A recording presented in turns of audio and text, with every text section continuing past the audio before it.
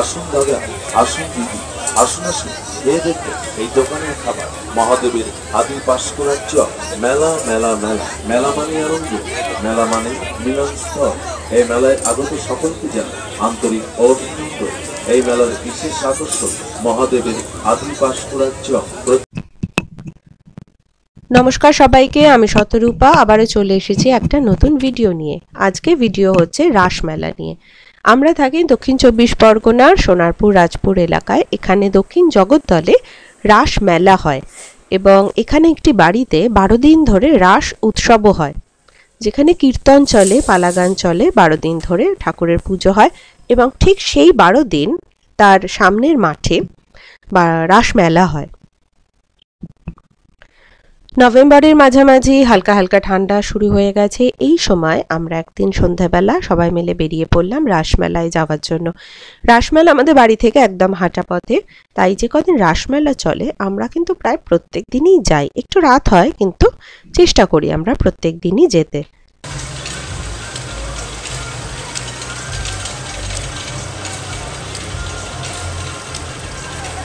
মেলা কথাটার আক্ষরিক অর্থ হচ্ছে মিলন।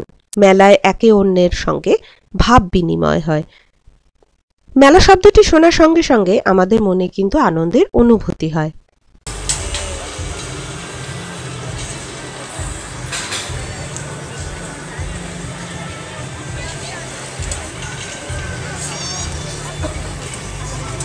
আমাদের দেশে নানা উৎসব উপলক্ষে মেলার প্রচলন আছে।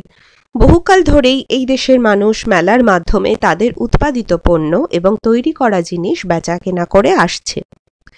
এছাড়া মেলাতে আনন্দ উপভোগেরও নানা রকম সুযোগ আছে। যাত্রাপালা হয়, নাচ গান হয়, নাগরদোলনা, লটারি, ট্রেন রাইড, আর তাছাড়াও আজকাল নানা রকম নতুন নতুন রাইডস এসে গেছে। ঘোড়া, ওই কাঠের ঘোড়া, তারপর জাম্পিং জ্যাক না কি বলে, ওই সব রয়েছে। তো শিশুরা, কিশোর কিশোরী সহ সব বয়সী মানুষই কিন্তু এগুলো উপভোগ করে আনন্দ পায়। সংসারে নিত্য প্রয়োজনীয় জিনিসের পাশাপাশি নানা রকম খেলনা, পুতুল, মিষ্টি, চপ, মোমো, নানা রকম জিনিস কিন্তু মেলায় পাওয়া যায়। বাহারি কাচের চুড়ি, প্রসাধন সামগ্রী কিনতে মেলার কিন্তু কোনো তুলনাই নেই।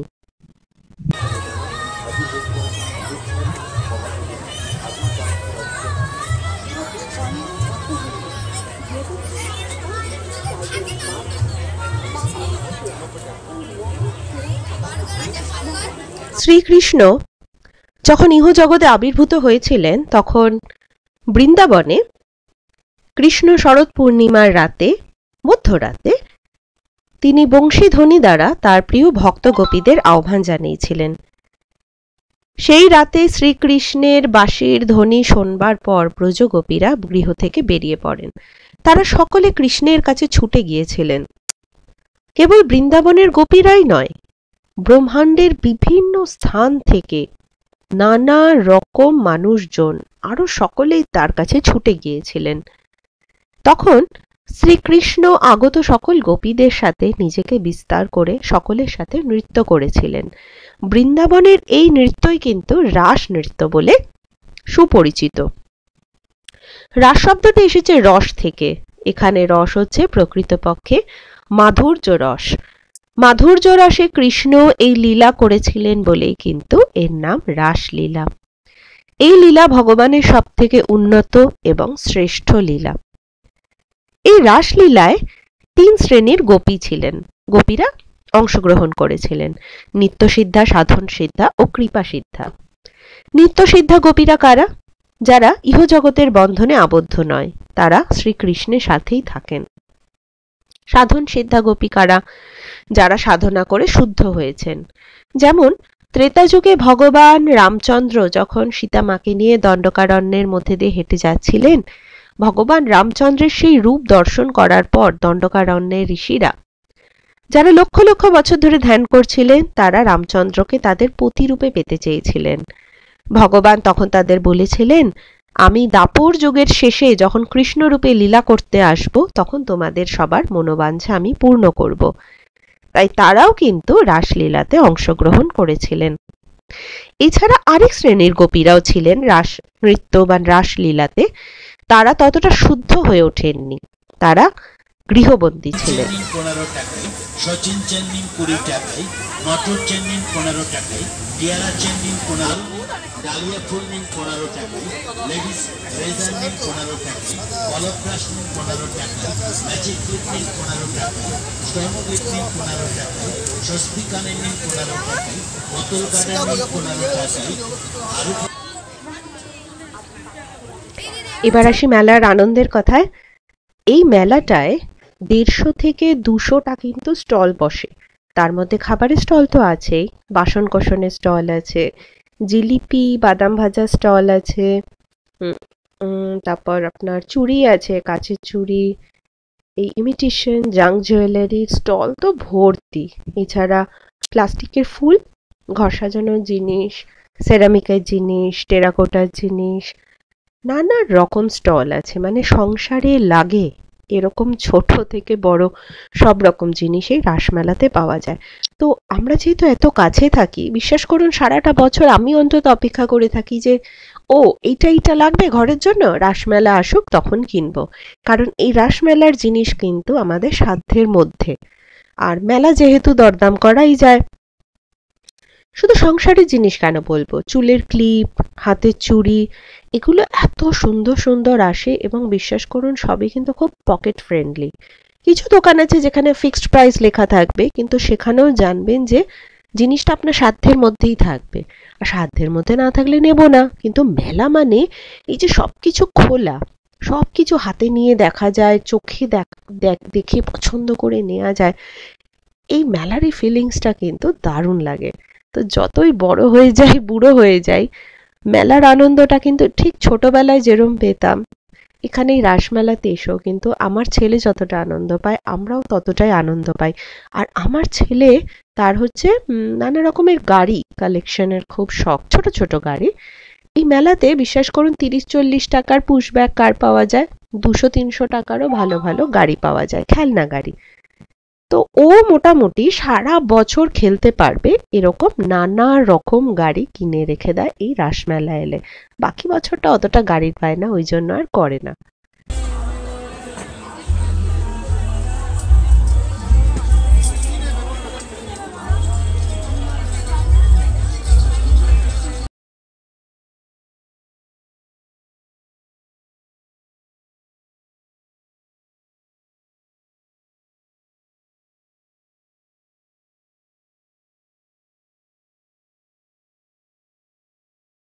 এই যে নাচ হচ্ছে দেখলেন, এরকম বিচিত্রানুষ্ঠান কিন্তু এই 12 দিনের প্রত্যেক দিন হয়। বিভিন্ন ডান্স একাডেমির ছেলেমেয়েরা আসে, লোকাল ছেলেমেয়েরা থাকে, বয়স্ক লোকেরা আসে, পল্লী গীতি হয়, লোকগীতি হয়, নাচ গানে 12টা দিন সন্ধে থেকে রাত অবধি একদম মেতে থাকে এই মেলাটা। আর সব থেকে মজার জিনিস হচ্ছে একদম শেষ দিনে ডিজে পার্টি হয়, ডিজে। তো উদ্দাম নৃত্য হয়, উদ্দাম নাচ হয়, পার্টি হয়, আর রাসমেলা শেষ হয় বাজি উৎসব দিয়ে। এবছর বাজি উৎসবটা দেখিনি, একটু ঠান্ডা লেগে গেছে, সেই জন্য আর খোলা মাঠে যাইনি। কিন্তু আমরা এর আগে প্রত্যেক বছরই দেখেছি। বিশ্বাস করুন এত ইউনিক বাজি আসে, যে সব বাজি আমরা কালী পুজোতে কিন্তু ফাটাতে দেখি না, বা আমি অন্তত যতদিন আমরা খোদ কলকাতায় ছিলাম ওরকম ধরনের বাজি আমরা কোথাও দেখিনি। এখানে আসার পরে এই বাজি উৎসবে এমন এমন সব ইউনিক বাজি দেখেছি। তো যারা আপনারা মোটামুটি কাছাকাছি থাকেন, চেষ্টা করবেন এই বাজি উৎসবটা অন্তত দেখতে আসার জন্য শেষ দিন। যদিও আমি ব্যক্তিগতভাবে বাজি ফাটানোকে সমর্থন করি না, তার ধোয়ার কারণে, বিষাক্ত কেমিক্যালসের কারণে, পলিউশনের কারণে। কিন্তু ওই একটা দিন এখানে লোকাল সবাই ব্যাপারটা খুব এনজয় করে। তো সেই জন্য বলছি যে রাসমেলা আসুন, ঘুরে দেখুন, প্রচন্ড আনন্দ পাবেন, আর চেষ্টা করবেন বাজি উৎসবটা একবার দেখে যেতে।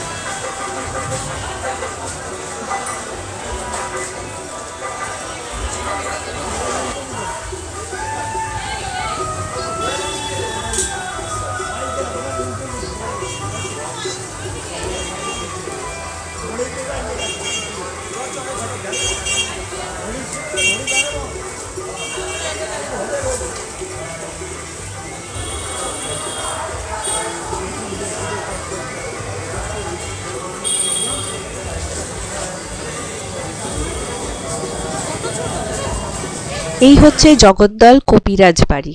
রাসমেলা হয় যে মাঠে, ঠিক তার উল্টো দিকেই এই বাড়ি। এখানেই 12 দিন ধরে রাস উৎসব চলে, কীর্তন, ভজন, ঠাকুরের নাম গান সবকিছু চলে 12 দিন ধরে। তো মেলার পরে আমরা একবার এখানেও এলাম। এখানে বিভিন্ন রকম স্ট্যাচু আর মডেল দিয়ে কৃষ্ণের নানা রকম লীলা খেলার ছবি রয়েছে। তারপর রামায়ণ মহাভারতের কিছু উল্লেখযোগ্য ঘটনা, সেগুলো মডেলের মাধ্যমে এখানে প্রেজেন্ট করা আছে। প্রত্যেক বছরই কিন্তু এই জিনিসটা করে। তবে হ্যাঁ, এই গল্প গাথাটা মাঝে মাঝে ওরা চেঞ্জ করে। মানে এবারে যেমন আমরা রামায়ণের কিছু মোমেন্টস দেখলাম এখানে, যেটা আগেরবার ছিল না। আগেরবার শুধু কৃষ্ণলীলার বিভিন্ন মোমেন্টস এখানে মডেলের মাধ্যমে ছিল। মহাদেবের আদি ভাস্করাজ্য প্রতি বছরের মতো এবছর আমাদের মেলা আদি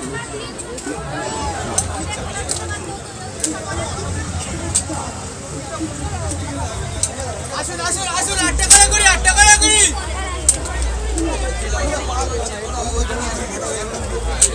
মেলা উপলক্ষে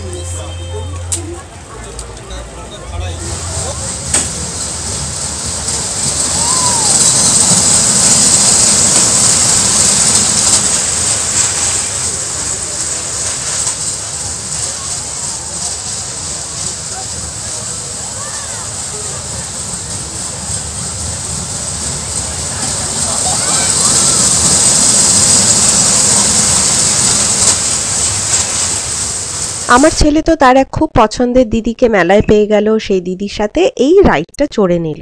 ওই বড় নাগরদোলনাটা চড়ার জন্য বায়না করছিল, কিন্তু ওকে বোঝালাম যে আর একটু বড় হও বাবা, তারপর ওটা চড়ো। তো ওর মন রাখতে এইটা ওই দিদির সাথে চড়ে নিল। আর হচ্ছে কিছু না খেয়ে তো মেলা থেকে ফেরা যায় না, এটা তো ঠিক না। তো মেলার স্পেশাল ঘুগনি খেলাম আমরা, পাপড়ি চাট খেলাম, আর কিছু এই নানা রকম ভাজাভুজি জিনিস আমরা প্যাক করে নিয়ে এলাম, রাত্রে বাড়িতে বসে ঠিকঠাক করে খাবো। এই ছিল আমাদের রাসমেলা ঘোরার গল্প। তবে গল্পটা শুধু একদিনের গল্পটা শেয়ার করলাম। আমরা কিন্তু প্রায় রোজই মেলাতে গেছি, নানা রকম খাবার খেয়েছি, টুকিটাকি অনেক জিনিস কিনেছি, খুব খুব এনজয় করেছি এই 12টা দিন। আমার চ্যানেলে প্রচুর রোড ট্রিপের ভিডিওস রয়েছে, রিকোয়েস্ট করছি সেগুলো দেখে নেওয়ার জন্য। আর 1000 সাবস্ক্রাইবার করে দেওয়ার জন্য অসংখ্য ধন্যবাদ আপনাদের সবাইকে। তো এইভাবে সাপোর্ট করতে থাকুন, দেখতে থাকুন। আমি শতরূপা। কিছু ভালো লাগলে জানান, ভালো না লাগলেও জানান।